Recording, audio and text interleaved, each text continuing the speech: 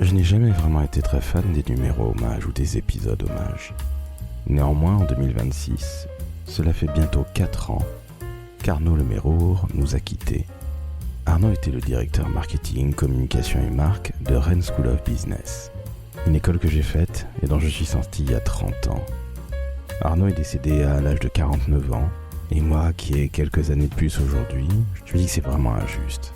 Je n'ai pas beaucoup connu Arnaud, pour être tout à fait sincère avec vous, peut-être 1 ou 2 ans, mais nous avions, en plus d'avoir fait nos études à Rennes tous deux, lui était diplômé de Sciences Po, nous avions une passion commune, à savoir la musique, et plus particulièrement la batterie. Alors oui, c'est le décodeur de la com, oui, ceux qui me suivent savent que j'aime la musique et particulièrement la batterie, mais aujourd'hui je voulais rendre un hommage à Arnaud, qui nous a quittés en 2022. J'ai évidemment une pensée pour sa famille, ses proches, ses collègues de Rennes School of Business et chers auditrices et auditeurs. Je suis toujours Laurent François, fondateur et dirigeant de l'agence Maverick. Vous allez découvrir, au travers de cet épisode, comment une école de commerce qui ne finit pas pour une fois en A se développe et atteint aujourd'hui le top 10 des écoles de commerce en France. Très très bonne écoute en compagnie de feu Arnaud Lemérour, directeur marketing, communication et marque de Rennes School of Business. Le décodeur de la communication, un podcast de l'agence Maverick. Salut Arnaud. Salut Laurent. Comment va? Écoute, je vais très bien, le printemps arrive. Arnaud, tu es le directeur de la marque, du marketing et de la communication de la Rennes School of Business. Avant qu'on rentre dans ton parcours et dans ton quotidien, est-ce que tu peux nous présenter cette très très belle école qu'est la Rennes School of Business, s'il te plaît? Oui, bien sûr, Rennes School of Business est la plus jeune des grandes écoles de commerce puisqu'elle a 30 ans cette année. Elle accueille à peu près 5000 étudiants par an sur différents programmes, du bachelor jusqu'au MSI, avec le programme phare qui est le programme Grande École. C'est une école qui est aujourd'hui dans le top 10 des grandes écoles et elle a la spécificité d'être extrêmement internationale avec 95% de ses profs internationaux et 55% de ses étudiants qui viennent du monde entier. Une très belle école qui a toujours été internationale, parce que moi j'en suis diplômé il y a fort longtemps, et je confirme, ça a toujours été le credo et le créneau de cette belle école. Merci en tout cas pour cette présentation. Arnaud, justement, on va rentrer directement dans ton quotidien. Donc, en tant que directeur de la marque, de la communication et du marketing de cette très belle école qui est maintenant top 10, est-ce que tu peux nous dire, non pas comment se passent tes journées types, parce qu'il ne doit pas y en avoir, mais qu'est-ce que tu fais au quotidien? Parce que tu as une équipe qui est plutôt bien staffée, avec une douzaine de personnes, si je me souviens bien. Est-ce que tu peux nous dire un petit peu, allez, on va dire, très clairement ton quotidien, si tant est qu'il existe? Mon quotidien, c'est de porter la marque. Porter la marque, c'est-à-dire porter la notoriété de l'école auprès de tous les publics, sur tous les territoires et via tous les canaux. Cela, je le fais avec l'ensemble de mon équipe, alors qui s'est développée cette année. On est passé de 12 à 18 personnes. Dans cette équipe, il y a des responsables éditoriaux, chargés de contenu, réseaux sociaux, des graphistes, des vidéastes, bien sûr des spécialistes du marketing, de l'acquisition, des responsables relations presse, et cetera, et cetera. Voilà des métiers, différents qui sont agrégés pour former une magnifique équipe que j'adore beaucoup. Tu diriges donc une mini-agence intégrée à la Rennes School of Business. Tu parlais de tes publics, de tes parties prenantes. Quelles sont-elles, s'il te plaît? Lorsqu'on pense école de commerce, on pense tout de suite aux étudiants, donc aux candidats, aux étudiants qui vont nous rejoindre dans quelques mois, à la rentrée prochaine, via différents canaux, différentes filières. Et en fait, on doit adresser des messages vers cette audience pour les intéresser aux écoles de commerce, puis à notre école de commerce, puis aux différents programmes. On doit s'adresser aux prescripteurs qui sont autour d'eux, leurs parents, les profs de prépa. On s'adresse également au public des entreprises qui sont partenaires et ou clientes de l'école pour la formation continue et pour différents services. Nous adressons également aux journalistes, qui font partie de notre écosystème, aux partenaires institutionnels, académiques en France et à l'étranger, et également aux alumni, aux diplômés, qui constituent un magnifique réseau de près de 20 000 professionnels en activité dans différents secteurs et qui sont extrêmement attachés à notre école. Commençons justement par les étudiants. Comment ça se passe? J'imagine qu'il y a énormément de communication digitale, mais est-ce qu'on va encore, en tout cas jusqu'à l'année dernière, est-ce qu'on allait encore dans les prépas pour ceux qui faisaient une prépa? Est-ce qu'on allait dans les BTS pour vanter la Rennes School of Business comme c'était le cas de mon temps? Ou est-ce que tout ça est devenu méga ringard et est-ce qu'on ne fait quasiment que de la communication digitale à destination de ces jeunes? Alors la crise, sanitaire a forcément accéléré la migration vers des canaux digitaux. Les salons, la visite des classes, les forums et cetera, ont basculé, en digital et je pense qu'après cette crise, un nombre d'événements seront, hybrides ou resteront digitaux. Mais en fait, cela a permis de prendre des opportunités, de communication, de communiquer de manière différente. Nos portes ouvertes sont aussi, organisées de manière, digitale. Donc c'est une évolution, du marché, et de ces canaux assez classiques et bien sûr, moi je viens du digital et j'ai poussé, largement cette voie sur nos canaux de communication, d'acquisition auprès de tous ces publics. Tu es arrivé il y a un petit peu moins de 2 ans, hein, si je ne dis pas de bêtises, à la RSB, hein, c'est ça? Ça fera 2 ans aujourd'hui jour pour jour. Ah, eh bien écoute, un très joyeux anniversaire en tant que directeur de la marque et de la communication et du marketing de la RSB. Félicitations pour le boulot que tu fais. Je ne savais pas que c'était un jour anniversaire, donc écoute, on boira un petit coup de champagne après, même si c'est à distance. Bon, il est un peu tôt quand même, hein, il faut bien l'avouer. Au-delà de la plaisanterie, tu me parlais des étudiants, donc canaux digitaux. Les parents, comment tu fais pour les convaincre? Là, c'est le papa hein, que je suis qui te pose la question. Alors les parents, bien sûr, nous pouvons les rencontrer, lors d'événements, sur des salons, des portes ouvertes, mais nous allons aussi vers eux, via la communication que nous faisons dans les médias ou sur les réseaux sociaux. Il faut savoir que le marché des écoles de commerce est un marché extrêmement concurrentiel, avec des notions de classement portées par des médias ou des organismes, les fameux rankings, sur lesquels d'ailleurs, Rennes School of Business tire son épingle du jeu particulièrement cette année. Et un parent cherche bien sûr à accompagner son enfant dans le meilleur choix possible pour ses études et son avenir. Et donc nous devons lui mettre en avant tous les arguments, sur l'excellence académique, l'insertion professionnelle, le bien-être de son enfant au sein de notre école et lors de sa mobilité, lorsqu'il va passer un, 2 ou 3 semestres, chez nos 300 universités partenaires. Voilà, c'est un travail de fond qui se fait, sur tous les territoires parce que Rennes School of Business n'est pas qu'une école rennaise, ou brétilienne ou bretonne, mais absolument nationale et internationale. Arnaud, toi qui es justement directeur de la marque, de la communication et du marketing d'une école de commerce, la Rennes School of Business, tu disais qu'il y avait énormément justement de concurrence entre ces nobles et belles écoles, mais elles ont toutes un nom, ou quasiment toutes, un nom qui finit en A. Comment est-ce que tu réussis à sortir du lot, non seulement pour les étudiants, mais aussi pour les parents et toutes tes parties prenantes? Alors, c'est une chouette question. En fait, toute l'idée est de se différencier pour, croître et la communication, la marque et le marketing sont au service d'une stratégie de l'école pour, développer son activité, développer le nombre d'étudiants scolarisés, son classement et avec moins de moyens que les écoles qui sont devant nous, qui sont souvent liées de fusion d'écoles ou qui sont les grandes écoles parisiennes, nous devons adopter une stratégie de différenciation qui s'appuie sur une marque forte. Donc cette marque forte, Rennes School of Business, c'est fondé sur une, plateforme de marque qui a été choisie au moment de mon arrivée, il y a 2 ans et dont j'ai la charge, c'est-à-dire le déploiement, année après année. Qu'est-ce que c'est qu'une, plateforme de marque, une stratégie de marque?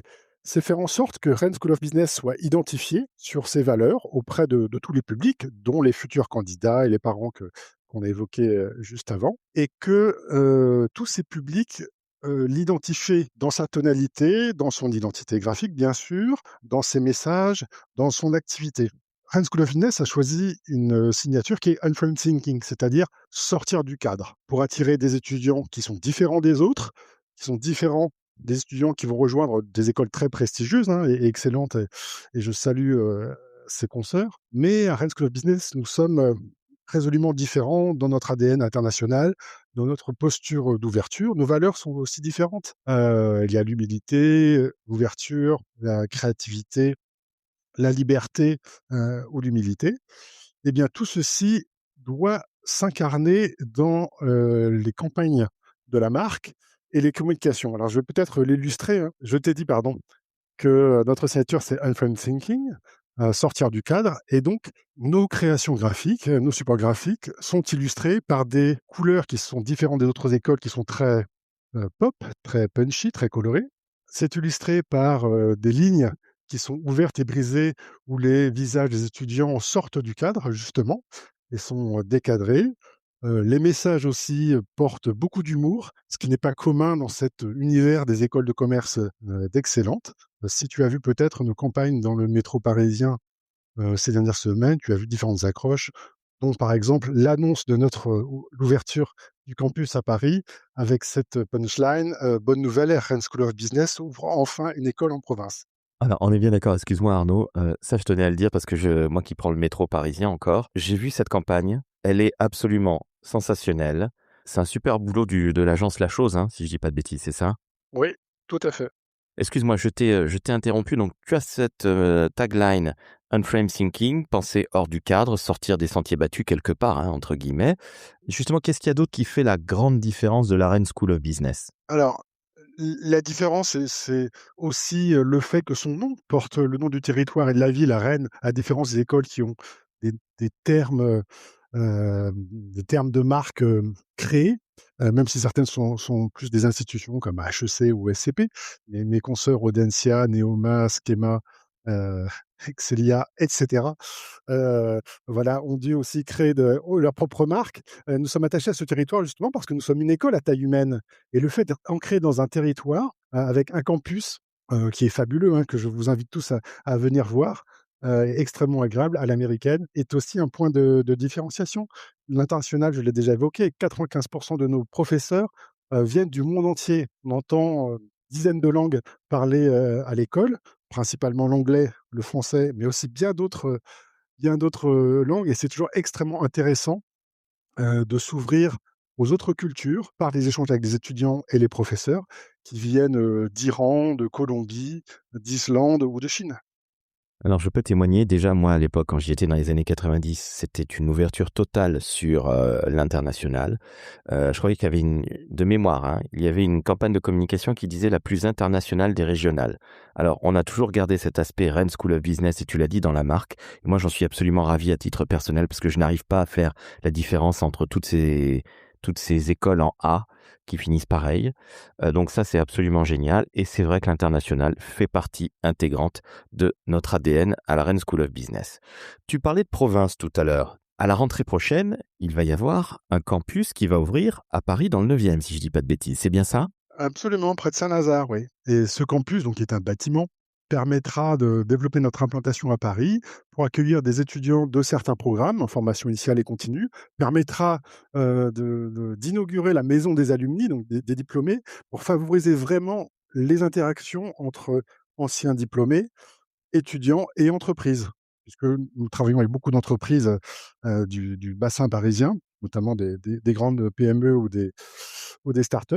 Et voilà, être à Paris est aujourd'hui un prérequis pour être dans ce top 10. C'était l'une des dernières choses que l'école n'avait pas, comme les autres. Maintenant, c'est chose faite. Eh bien, je t'avoue que j'ai hâte qu'on puisse inaugurer ça, en espérant que je sois invité évidemment, et surtout que la crise Covid soit un tout petit peu derrière nous. Je reviens sur ton quotidien, Arnaud. 18 personnes à manager avec cette pandémie. Comment est-ce que tu fais? Parce que c'est une sacrée équipe, hein, c'est une mini-agence, hein. Une agence aujourd'hui de 18 personnes, c'est beaucoup. Comment tu fais? Comment tu gères ton quotidien? J'ai toujours aimé, «manager» entre guillemets, des équipes. Je fais ça depuis, 25 ans. Mes méthodes de management ont changé, mon style de management a changé parce que j'ai changé. J'aime cette équipe parce qu'elle est composée de personnes différentes dans leurs compétences, dans leur personnalité, dans leur culture, dans leur âge et le mon souhait est vraiment de toujours garder un lien humain, très fort avec, chacun. Donc ça passe aujourd'hui malheureusement par beaucoup de calls et des réunions en visio, mais c'est extrêmement important d'être très attentif, à ses collaborateurs, surtout peut-être dans un département support comme le nôtre, un département de communication, puisque pour être très bon, dans la communication, il faut être très bon en termes de créativité et la créativité ne peut jaillir que du bien-être et d'un environnement, épanouissant, personnel et professionnel. Évidemment. Par rapport à la direction de l'école avec Thomas Fröhlicher, comment ça se passe? Est-ce que parfois tu te heurtes à une mécompréhension de ta stratégie de communication, de marketing, digital que tu vas mettre en place? Ou est-ce que vous marchez main dans la main avec la direction de l'école? Alors, j'ai vraiment beaucoup de chance, j'ai toujours beaucoup de chance dans ma vie et j'en ai encore, une fois de plus là dans cette expérience professionnelle. Quand je suis, venu, à Rennes School of Business il y a un peu plus de 2 ans passer mon entretien de recrutement, j'ai eu un échange avec, la DRH Blandine Dolé, qui est une femme formidable aussi, qui a une politique RH incroyable au sein de l'école et avec Thomas Fröhlicher donc qui a rejoint l'école, il quelques mois avant et lors de cet entretien, qui était très, très franc et direct, ça a matché tout de suite. Ça, c'est fondamental. Pour moi, j'ai toujours rejoint des boîtes pour, la personnalité du boss, hem et donc je les rejoins et en fait, je peux te dire qu'aujourd'hui, entre le discours initial et la réalité, il n'y a pas, l'épaisseur d'un papier à cigarette, même si je ne fume pas et ça, c'est vraiment un luxe incroyable. L'autre chance que j'ai, c'est que Thomas Fröhlicher, il a une stratégie très claire et quand la stratégie est très claire, c'est extrêmement facile d'impliquer les équipes et de trouver des opérations tactiques et une stratégie de communication, adaptée, créative et enfin, Thomas Fröhlicher, c'est quelqu'un de très communicant. À la limite, je suis juste le directeur adjoint de la communication puisqu'il est très, très présent, sur les réseaux sociaux. C'est l'une des 20 personnalités les plus influentes sur Twitter dans l'enseignement supérieur. Il est toujours disponible pour les médias, donc c'est ce qu'on appelle un bon client dans le métier. Il est toujours prêt pour prendre la parole à n'importe quel moment sur tous les sujets qui concernent l'école et pour porter l'école et donc c'est vraiment un atout formidable et pour, répondre à ta question précisément, je n'ai jamais eu de difficulté à l'associer, au projet, à l'embarquer sur les projets ou à le convaincre de stratégie. Là, la semaine dernière, je lui ai expliqué, ce qu'était, Clubhouse, ce nouveau réseau et cette plateforme audio. Hop, tout de suite, il s'est inscrit et je sais il va avoir son compte, il sera très populaire et c'est super ça. Écoute, j'ai hâte de vous rejoindre sur Clubhouse. Justement, qu'est-ce que tu donnerais, Arnaud, comme conseil à un jeune qui veut se lancer dans nos beaux métiers, dans notre secteur qui est constitué d'énormément de galaxies? Parce que toi, en plus, tu n'as pas fait une école de commerce ni de marketing, tu as fait un IEP, celui de Rennes. Donc, je suis d'autant plus intéressé par les excellents conseils que tu vas donner à notre jeunesse. Le conseil que je donnerais, c'est simplement d'expérimenter, c'est-à-dire peu importe le fait de travailler en agence ou chez un client, peu importe la spécialité, marketing, communication, sur lequel, un jeune peut commencer sa carrière, en stage, en premier job. Il faut expérimenter, il faut pratiquer, pour apprendre encore et moi j'apprends toujours, hein. Et j'apprends beaucoup de mes équipes qui sont bien plus expertes que moi sur 99 des sujets. Et donc, apprendre, pratiquer, non seulement pour maîtriser une culture, des techniques, ou développer son 1er réseau professionnel, mais aussi simplement pour, se connaître soi-même et ça c'est l'aventure d'une vie bien sûr, mais c'est cela qui permettra de savoir, si on est plutôt créatif ou plutôt analyste. Voilà, même si les étiquettes peuvent évoluer, il ne faut pas s'enfermer.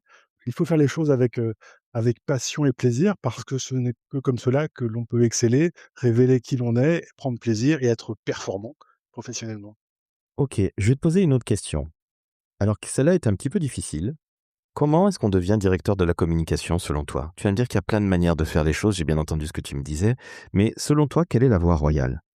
Ouais, c'est une question difficile. Je pense qu'il n'y a pas de voie royale, moi je n'avais pas non plus de plan de carrière et je n'en ai pas. Ce sont juste, une succession, d'étapes ou d'escales dans une odyssée professionnelle et personnelle. Bien sûr, il faut, d'abord dans une première partie de sa vie apprendre des techniques, avoir une expertise métier, la développer, devenir senior. Souvent on devient manager d'équipe et puis directeur.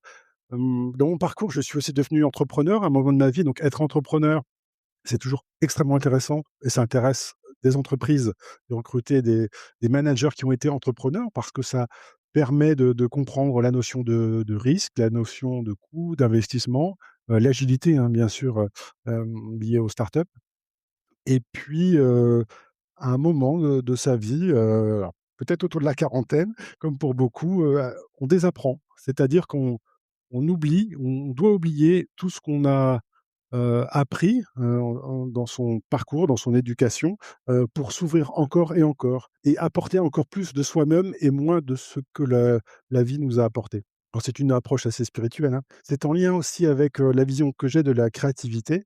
qui est un aspect incroyable de ce métier, hein, et que j'adore. Le fait de trouver sans cesse, des idées de messages, de campagnes, de dispositifs, plutôt c'est possible en action qu'en réaction. Moi, j'ai toujours été très mauvais en réaction, et là, ça la créativité pour moi, c'est la fulgurance que l'on croise entre l'environnement externe, actuel autour de soi, d'un marché, d'une société, mais aussi toute l'histoire qu'on a pu accumuler, toute la culture qu'on a pu accumuler, et puis, l'univers personnel, voilà, des pensées, des émotions, et à la croisée des 2, à un moment, on trouve l'idée. Voilà, le flash créatif, le sursaut créatif, comme dirait, Jacques Delanoë. Voilà, et cette créativité vient donc de l'accumulation, de connaissances, de culture, de compétences, mais aussi de leur oubli pour justement, révéler ce qui n'existe pas encore, et la communication, le marketing et la marque, c'est vraiment incarner une vision, une stratégie qui est formulée par quelqu'un, que ce soit un client ou une direction générale, et il faut donner corps, donner des mots, incarner cette stratégie. Et c'est un métier vraiment formidable. En effet, je confirme, c'est un métier absolument formidable, qu'on soit des 2 côtés, de quelque côté que ce soit du fleuve, à savoir soit en agence, soit chez l'annonceur comme on dit, ou chez la marque. J'ai une petite question.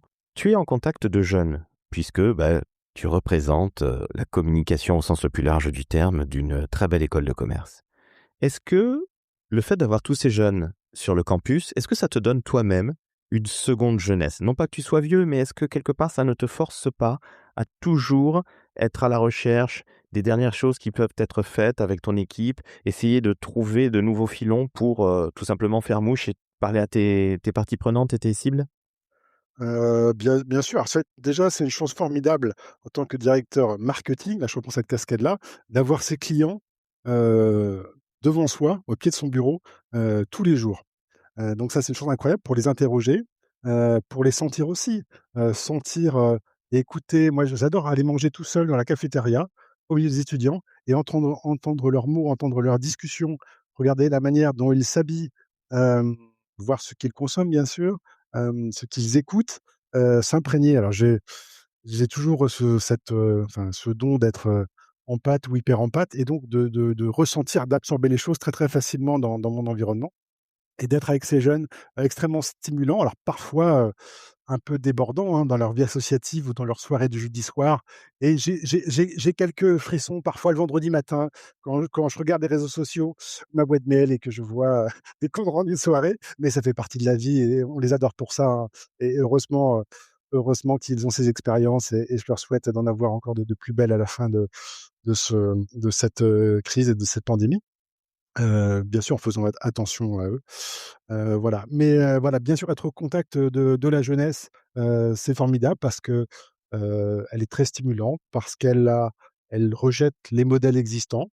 Ça vaut pour les réseaux sociaux, ça vaut pour les canaux de communication ou pour les messages. Donc il faut être attentif, et puis cette jeunesse n'est absolument pas uniforme. Elle est composée dans notre école de, je crois, 50 nationalités, voilà, d'étudiants qui ont parfois 18 ans, parfois 25 ans. Et il faut faire attention à chacun, et donc personnifier, la relation que l'on peut avoir avec eux au maximum. Je m'appuie beaucoup, avec, ma marketing manager sur, les personas, hein, qui sont les profils types, stéréotypes, de nos différents publics.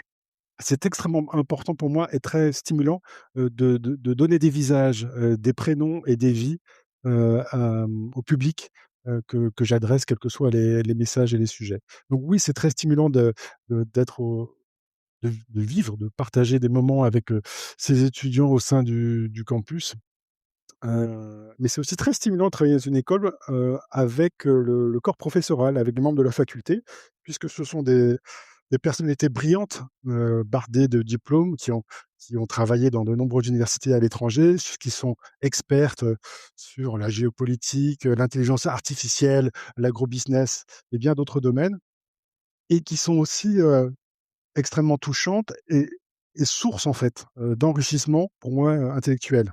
Ma curiosité intellectuelle a besoin d'être nourrie, sans cesse. Là, je découvre cette industrie de l'enseignement supérieur que je ne connaissais absolument pas, depuis 2 ans, et c'est très chouette, et voilà, il faut savoir, aller en fait, vers ces publics, pour les connaître, échanger et mettre de côté vraiment tous ces a priori, toutes les étiquettes que l'on peut avoir et simplement écouter. Dernière petite question. Ça n'est par avance pas du tout une question piège. Ouais. Qu'est-ce que tu aimes le plus dans ton métier? Qu'est-ce que j'aime le plus? Alors, je l'ai évoqué tout à l'heure, c'est les moments de pure créativité. Voilà, quand j'enlève, toutes mes casquettes et que je ne suis qu'un esprit, qu'une âme qui a une idée qui apparaît pour répondre à un besoin. Et j'aime beaucoup également le travail collectif, que je fais avec toutes les parties prenantes, hein, avec des personnes de mon équipe externe, les agences avec qui je peux travailler. Voilà, de voir comment l'intelligence collective peut vraiment créer, des projets, des solutions, des idées, qui permettent de faire face à toutes les situations et de créer de l'enthousiasme.